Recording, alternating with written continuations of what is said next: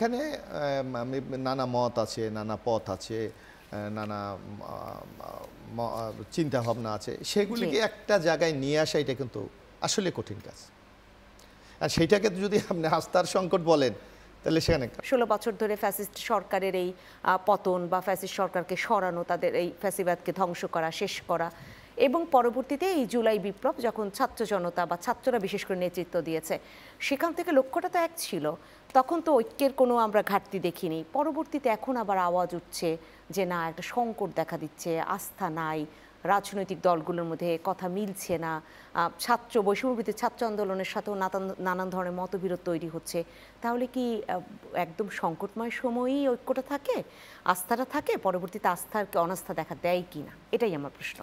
ধন্যবাদ আপনাকে, ধন্যবাদ আমার সহ-আলোচক সামান্তা শারমিন এবং চ্যানেল 9-এর দর্শক শ্রোতা যারা আমাদেরকে দেখছেন, সবাইকে আমি শুভেচ্ছা জানাচ্ছি।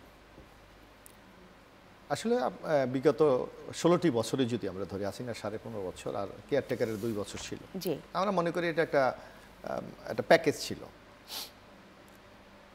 যার মাধ্যমে শেখ হাসিনা 15টি বছর 15.5টি বছর দেশটা পরিচালনা করেছে। যেখানে আমরা যেটা বলি একটা ফেসিস্ট, যে এক শব্দ যদি আমরা ব্যবহার করি, যে আমাদের সকল অধিকারগুলিকে তারা চুরমার করে দিয়ে নিজেদের মতোই দেশটাকে পরিচালনা করেছে। তার বিরুদ্ধেই কিন্তু আমাদের এই সংগ্রাম। সেই আপনি যে কথাটি বলেছেন এটা সঠিক, যে দীর্ঘদিন আমরা এর বিরুদ্ধে আন্দোলন করেছি। আমরা না, শুধু বাংলাদেশে গণতান্ত্রিক যে রাজনৈতিক দলগুলি আছে সবাই মিলে আমরা আন্দোলন করেছিলাম। কিন্তু সর্বশেষ গত জুলাইতে এই যে বৈষম্য বিরোধী ছাত্র আন্দোলনের যে বৈষম্যের বিরুদ্ধে তাদের যে আন্দোলনটা ছিল, তারই চূড়ান্ত পরিণতিতে এই শেখ হাসিনার পতন ঘটেছে। এখন আপনি যদি একটা মোটা দাগে বলেন, তাহলে আমাদের লক্ষ্যটা কী ছিল? ফ্যাসিস্টকে বিদায়, গণতন্ত্র প্রতিষ্ঠা করা। সেই জায়গা থেকে কি আমরা কেউ বিচ্যুত হয়েছি? আমার তো মনে হয় না। সবার লক্ষ্য, টার্গেট কিন্তু একটা গণতান্ত্রিক পথে আমাদের উত্তরণ। হ্যাঁ, এখানে নানা মত আছে, নানা পথ আছে, নানা চিন্তা ভাবনা আছে, সেগুলিকে একটা জায়গায় নিয়ে আসা এটা কিন্তু আসলে কঠিন কাজ। আর সেইটাকে যদি আপনি আস্থার সংকট বলেন, তাহলে সেখানে আমরা বিএনপি করি, আমরা যেমন আপনি যদি বাংলাদেশ জাতীয়তাবাদী দলের দেখেন, আমরা কি বিষয়, আমরা যে বহুদলীয় গণতন্ত্রে বিশ্বাস করি, আমরা বাংলাদেশি জাতীয়তাবাদে বিশ্বাস করি, আমরা বাংলাদেশের মানুষের অধিকার প্রতিষ্ঠার জন্য আমরা সংগ্রাম করে যাচ্ছি। অনেকে আছে আবার দেখেন আপনার যে যারা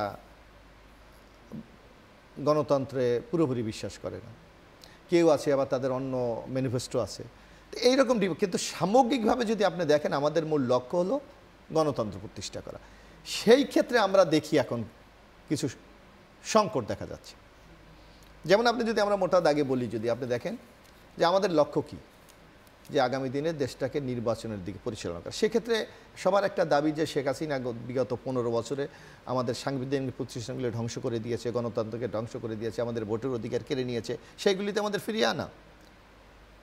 সেইগুলি যার জন্য আপনি দেখবেন আমরা বিএনপির পক্ষ থেকে, বাংলাদেশ জাতীয়তাবাদী দলের পক্ষ থেকে ইতিমধ্যে এই রাষ্ট্র মেরামত, যে কথাটি এখন খুব জনপ্রিয়, যে রাষ্ট্র মেরামত বা সংস্কার যাই বলেন আপনি, আমরা বলি মেরামত, এটার জন্য আমরা 31 দফা একটি কর্মসূচি কিন্তু সংস্কার প্রস্তাব আমরা উত্থাপন করেছি।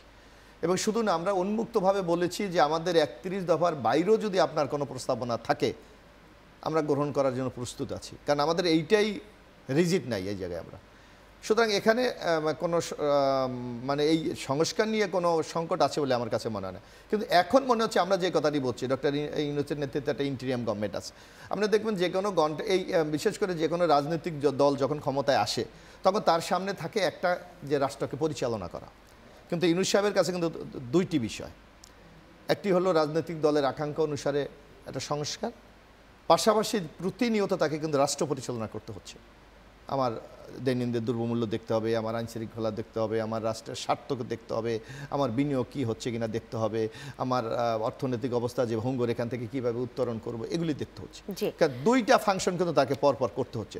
কিন্তু এর জন্য আপনি যেটা বললেন, গণতান্ত্রিক পথে যে উত্তরণ বা গণতন্ত্র প্রতিষ্ঠা করা, সেই জায়গায় লক্ষ্যের মধ্যে কোনো পার্থক্য নেই, কোনো সংকট দেখছেন না? এখানে পার্থক্যটা একটু হচ্ছে, এখানে আস্থা না, এখানে পার্থক্য হচ্ছে আমরা বলেছি আপনি যে কাজটি করবেন, যেমন আমাদের ভারপ্রাপ্ত চেয়ারম্যান তারেক রহমান বলেছে, আমি একটু শুনে আসতে চাই, আমার আরেকজন অতিথি রয়েছে। আচ্ছা, আমি একটু তাহলে বলেছে যে এই ইউনিট সরকারকে আমরা ব্যর্থ হতে দিতে পারি না, তাহলে আমাদের এই আন্দোলন সংগ্রাম, এই রক্তদান আমাদের ব্যর্থ হবে। সুতরাং আমরা বলেছি আপনারা কি করতে চান তার জন্য একটা রোড ম্যাপ দেন, একটা কর্মসূচি দেন, যে এরপর আমরা এটা করব। কিন্তু সেই ক্ষেত্রে একটা কেমন যেন একটা ধোঁয়াশা আমরা লক্ষ্য করি। এখানেই আপনি যে সংকটটা হিসাবে যাকে চিহ্নিত করছেন, আমার মনে হয় সংকটটা এখানেই।